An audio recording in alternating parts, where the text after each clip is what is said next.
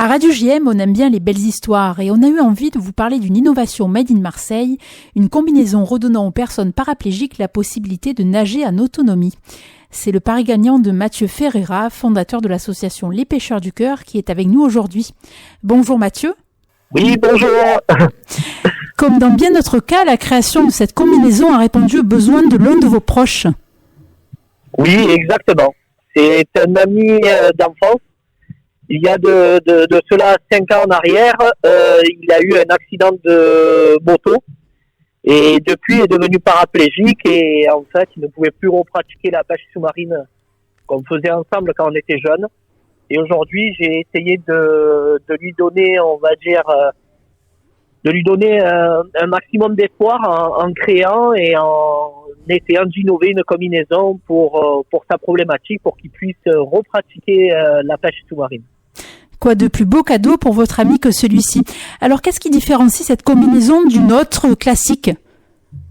Alors, une combinaison de pêche sous-marine, il faut savoir qu'il n'y a pas de fermeture éclair au niveau du bas. Il faut qu'on enfile une jambe après l'autre avec du savon. Tandis que là, comme mon ami Majd ne peut pas donc bouger les jambes, on met j'ai fait mettre 2 fermetures éclairs de chaque côté de la combinaison. J'ai fait faire une combinaison sur mesure adaptée en fait à sa morphologie parce qu'il a perdu pas mal de muscles au niveau de ses jambes. Et j'ai fait aussi mettre 2 ailerons comme des ailerons de requin au niveau des cuisses pour qu'ils puissent, quand le haut du corps bouge dans une trajectoire, les jambes directement suivent au niveau de la trajectoire, au niveau du haut du corps. Très ingénieux, il fallait y penser. Alors d'ici quelques mois, vous avez d'ailleurs l'intention d'aller pêcher en mer avec votre ami. C'est exactement ça. Donc à aujourd'hui, on s'entraîne et je voudrais remercier aussi la piscine de l'Aquabiking Pamplemousse Club qui se trouve à Aubagne, qui nous a ouvert les portes. Je remercie aussi Beuchat pour la création de la combinaison parce que quand on leur a expliqué le projet de suite, ils m'ont dit qu'ils allaient pouvoir créer la combinaison suivant en fait ce que j'avais imaginé, etc. et la maquette que je leur avais donnée. Donc et voilà. Et donc là, ça suit son cours. Actuellement, on s'entraîne en piscine, on s'entraîne avec une combinaison adaptée à ses besoins, avec toute on va dire la technicité qu'elle peut donner cette combinaison. Et avec, on va dire, le matériel de pêche sous-marine que progressivement on intègre au fur et à mesure de son entraînement. Et donc voilà, ça va ouvrir, je pense, des portes à d'autres personnes qui sont paraplégiques ou à d'autres personnes qui veulent rêver tout simplement de la mer. Et je pense qu'en ayant des idées pareilles, en accompagnant en fait les personnes dans le besoin, on peut créer du rêve et on peut créer réellement quelque chose de beau. Tout à fait. Les premières impressions de votre ami Majd ont été excellentes. Toutefois, vous précisez que des améliorations peuvent être apportées? Oui, après on peut toujours s'améliorer au niveau de la combinaison, etc. Mais en termes de sa problématique à lui, vu qu'il ne peut pas se servir de ses jambes, c'est la meilleure, on va dire que c'est la meilleure chose qu'on aurait pu faire, on va dire aujourd'hui. En sachant que la technicité qu'on a mis sur cette combinaison, moi je me suis tapé sur déjà la problématique, c'est qu'en fait une personne paraplégique a toujours besoin de personnes pour pouvoir mettre une combinaison, etc. Et des fois ça peut être même un peu dénigrant parce qu'on se dit ils sont à 3, à 2, à 3, essayer de mettre la combinaison, tandis que là aujourd'hui c'est un pari gagné, c'est que Majd peut se mettre la combinaison tout seul. Il n'a besoin de personne, donc il a une totale autonomie. Et donc ça, rien que psychologiquement, ça l'aide beaucoup. Ça l'aide beaucoup. Et une fois qu'il a enfilé sa combinaison, quand il a vu que c'était ultra facile, et en fait, à aujourd'hui, Majd paraplégique, il met autant de temps que nous valides, quoi. On va dire, le temps qu'on mette le bas, etc. Il est habillé en même temps que nous.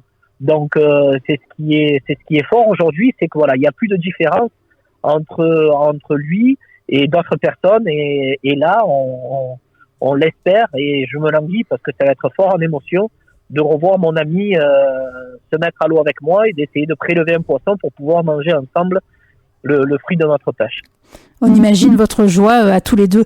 La rareté de ce produit qui doit être adapté aux mensurations de l'utilisateur est donc un frein à la baisse des prix.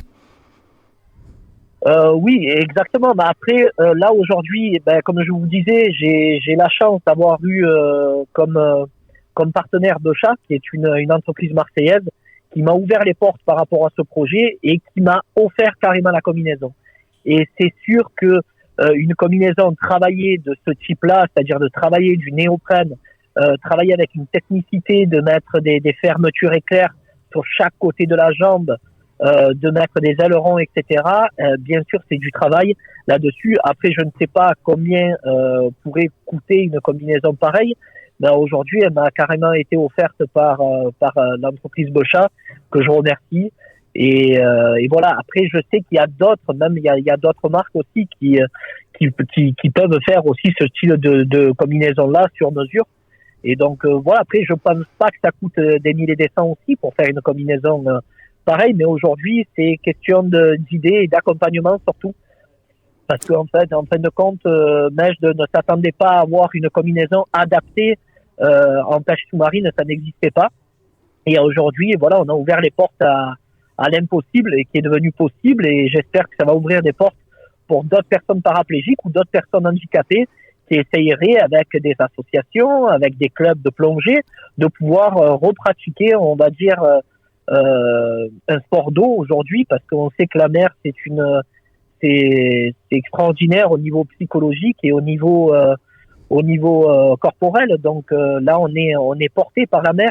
Et aujourd'hui, Mejde n'a plus on va dire, d'handicap quand il est dans l'eau, même s'il ne se sert pas des jambes, il va se servir des bras pour avancer de rocher en rocher, et il va pratiquer une technique qu'on appelle la technique de l'engine. Donc en plus, surtout que Mejde, il a une force de caractère qui est juste énorme.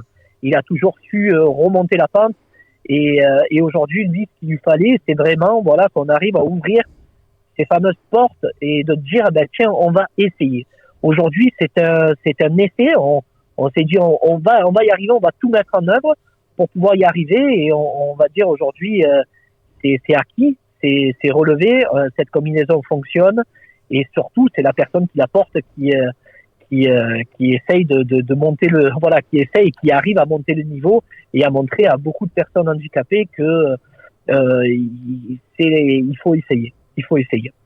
Pour autant, alors, vous ne pouvez pas encore vous permettre de ne pas utiliser de néoprène qui s'avère très polluant. C'est-à-dire Mais c'est-à-dire que les combinaisons sans néoprène sont un luxe. Enfin, le néoprène est à la base de pétrole. Alors le néoprène aujourd'hui, il faut savoir que le néoprène pour un plongeur sous-marin, pour un apnéiste, pour un plongeur bouteille, c'est obligatoire. C'est obligatoire, c'est-à-dire pour réchauffer le corps, etc. En sachant que j'ai fait, entre parenthèses, une action il y a très peu de temps. J'ai récupéré des combinaisons usagées pour en faire des tapis et des coussins pour les SDF. Voilà, parce qu'en fait, le néoprène aujourd'hui, on a du mal à le recycler dans le monde de la mer. Ça se recycle de plus en plus, et chose qui est bien. Donc, et après, on en fait toujours quelque chose. Donc, la combinaison de Mejde aujourd'hui, il apporte, et demain, quand elle sera abîmée ou quoi que ce soit, on lui redonnera vie en faisant des choses aussi pour les autres qui en ont besoin aussi. Oui, il faut toutefois noter que cette combinaison n'est encore qu'un prototype. Quand pourrez-vous entrevoir sa mise sur le marché ? Alors moi personnellement, voilà, avec mon association, je suis dans l'entraide, je ne suis pas dans le commerce. Donc là, après, il faudra voir avec les marques, que ce soit peut-être Bechas ou que ce soit d'autres marques, parce que ça va donner des idées forcément. Bien sûr que ça va donner des idées aux marques en disant, tiens, aujourd'hui, on peut créer des combinaisons adaptées pour des personnes handicapées et pouvoir ouvrir, on va dire, ces portes dans ce sport et dans cette passion, parce que c'est au-delà d'un sport, c'est une passion, et surtout cette passion-là permet en fait la personne de pouvoir s'immerger dans l'eau et de pouvoir prélever son poisson pour pouvoir manger son propre poisson au lieu d'aller l'acheter tout simplement, et d'avoir une liberté, on va dire, humaine. Et aujourd'hui, voilà, on essaye, mais après, oui, ça va ouvrir les portes de beaucoup de marques aujourd'hui, et des idées, je l'espère, que des marques pourront prendre et et pourront faire bien sûr des combinaisons pour que chaque personne handicapée ou quoi que ce soit, suivant l'handicap, a la combinaison adéquate à son handicap. Voilà, moi mon but c'était pour qu'ils mettent la combinaison en totale autonomie, c'est fait, et une combinaison en fait où le bas des jambes en fait puisse vraiment suivre la lignée dans l'eau du haut, et chose aussi qui est faite, c'est coché, donc on est content. Après, j'espère qu'il y a d'autres marques et que ce soit Bochat ou une autre, voilà, qui puissent prendre cette idée et se dire tiens, il y a peut-être quelque chose à faire et on pourrait faire quelque chose de bien. Oui, et cette invention est d'utilité publique. On peut peut-être espérer qu'elle soit financée par l'État dans les années à venir, à l'image des 2 exosquelettes qui seront proposés dans chaque département à partir de juillet prochain. Oui, tout à fait. Je pense. Après, je n'ai pas, je ne me dis pas en tête que ça peut le faire au niveau de l'État, mais j'espère que ça monte et que l'idée puisse mûrir dans la tête d'une personne haut placée en se disant tiens, cette combinaison, on peut effectivement aider, on va dire, la personne handicapée, etc., de se la procurer, et pourquoi pas de la payer, bien sûr. Après, voilà, j'aimerais bien aider, mais après, voilà, si l'État, comme on dit, si j'écoute cette interview, je serais content que ça devienne de l'utilité publique et forcément, bien sûr, aller. Eh bien, c'est tout ce que l'on vous souhaite. Merci beaucoup pour cette interview, Mathieu. On ne peut qu'espérer votre réussite. Pour toute information complémentaire, rendez-vous sur votre page Facebook Les Pêcheurs du Cœur. C'est ça. Merci beaucoup. Merci à vous. Continuez à régater tout en faisant face aux défis environnementaux. Telle est la gageure du monde de la voile désormais. C'est dans cet esprit que le 27 mai aura lieu la première régate éco-responsable de France, organisée conjointement par l'association V2E, les voiles de l'énergie et de l'environnement, la CCI métropolitaine Aix-Marseille-Provence et l'Union nautique marseillaise. Nous recevons Georges Sémandy, fondateur et président de V2E, pour nous en parler. Bonjour à vous. Bonjour. Le concept d'éco-régate fait encore exception en France et peu d'événements intègrent à ce jour une démarche responsabilité sociale et environnementale globale. L'idée est donc pertinente. Quelle est la genèse de ce concept ? La genèse de ce concept, c'est une prise de conscience au sein de V2E et je crois un peu plus largement dans la société que quelle que soit l'activité, finalement, on peut plus faire comme si rien ne se passait sur le plan environnemental. Et on s'est dit, sur cette activité qui nous passionne et dont on veut qu'elle dure et que nos enfants puissent en profiter, il faut faire des efforts environnementaux, tout simplement. Et oui, l'univers de la voile est aussi source de pollution et de déchets, en effet. Différents paramètres entrent en ligne de compte dans l'empreinte carbone d'un régatier. V2E a mis en place un éco-rating. Pourriez-vous nous faire connaître son principe ? Oui, dans notre éco-régate, il y a effectivement une disposition très innovante, c'est que on se contente pas de classer les bateaux selon leur performance sportive.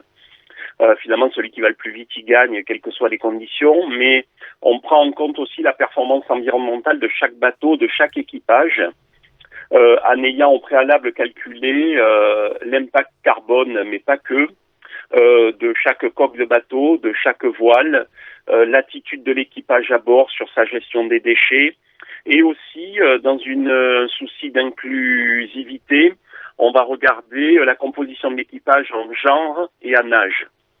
Voilà un petit peu ce qui est derrière l'éco-rating de V2E. Oui, cela nécessite une nouvelle organisation pendant la tenue des événements, mais aussi en amont, les transports. Oui, voilà. Dans le calcul de la performance environnementale, vous avez raison, l'équipage, il y a aussi les moyens de transport qu'il utilise pour venir sur le lieu de l'événement. Il y a aussi la production d'énergie à bord du bateau. Toutes ces choses-là sont prises en considération et donnent un score qui va bonifier le classement de l'équipage et du bateau, où on va bonifier finalement le classement que lui donne sa seule performance sportive. On va bonifier en fonction de sa performance environnementale. Et ça, c'est unique à ce jour en France. Et vous l'expliquiez, les performances sociales devraient même faire partie des critères de l'éco-rating des régates. Oui, alors la performance sociale, nous on s'est contenté, si je puis dire, de 2 critères, un critère de genre et un critère d'âge. Pourquoi ? Parce qu'on constate que dans les régates, j'allais dire du dimanche dans la rade de Marseille, la moyenne d'âge est de plus en plus élevée et la voile de compétition reste quand même un sport encore très masculin. Et il n'y a pas de raison. Et les enquêtes qu'on a faites montrent que notamment si les jeunes s'en désintéressent, c'est parce que ça coûte de plus en plus cher et c'est de moins en moins écolo. La charte pour une éco-régate proposée aux équipiers de chaque équipage n'est pas contraignante. Convaincre plutôt que contraindre est-il plus pertinent ? Oui, alors c'est une bonne question. On en est à essayer de convaincre. Et chaque équipage doit signer notre charte éco-régate qui donne une incitation à faire. Mais on pense que le classement qui prend en compte une dimension environnementale est sinon une contrainte, mais une incitation forte.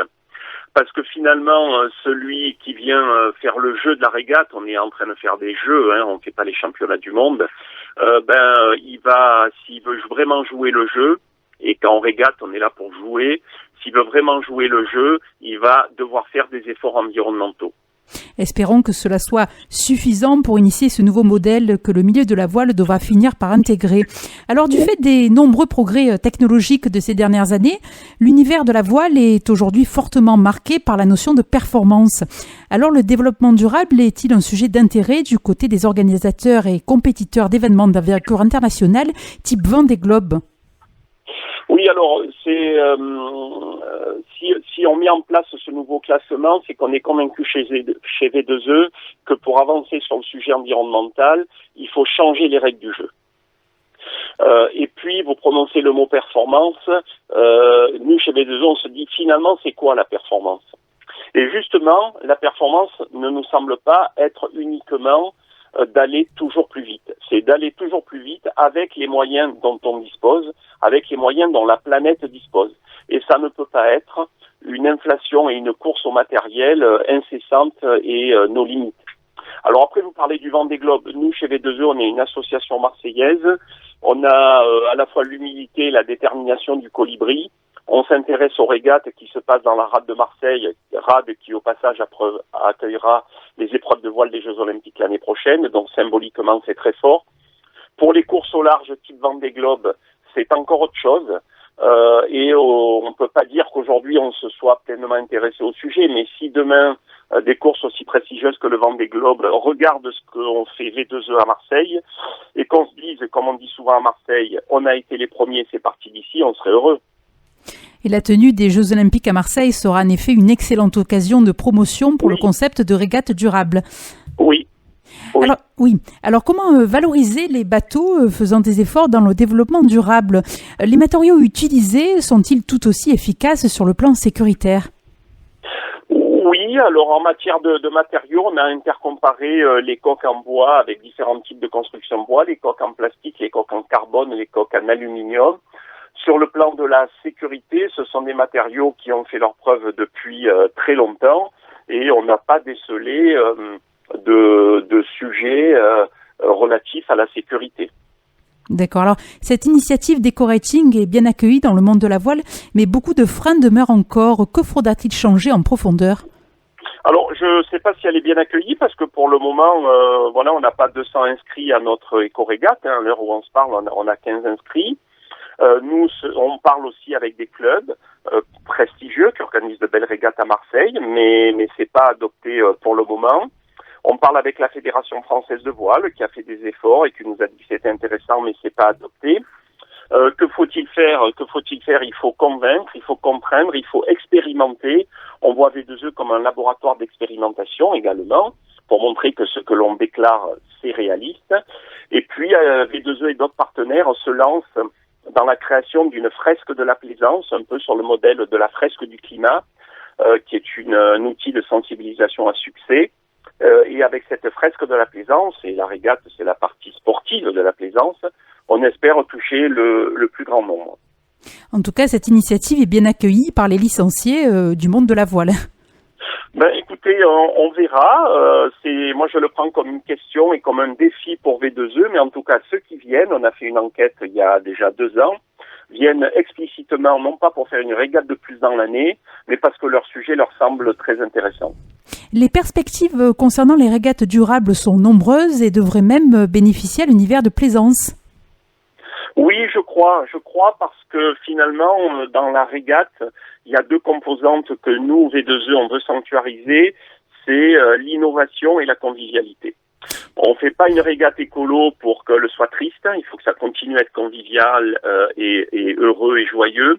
Et il faut pas tuer ce que permet la régate, c'est l'innovation. Et oui, la régate est le levier qui va faire évoluer techniquement la plaisance. Et oui, la dimension environnementale que permet l'éco-régate va permettre à la régate d'irriguer la plaisance de toutes les dimensions de l'éco-responsabilité. Oui, j'en suis sûr. Eh bien, merci Georges Semondy pour cette interview qui fera écho, je l'espère, dans de nombreux clubs de voile. Avec plaisir et on partage cette espérance. Merci. Merci à vous, au revoir.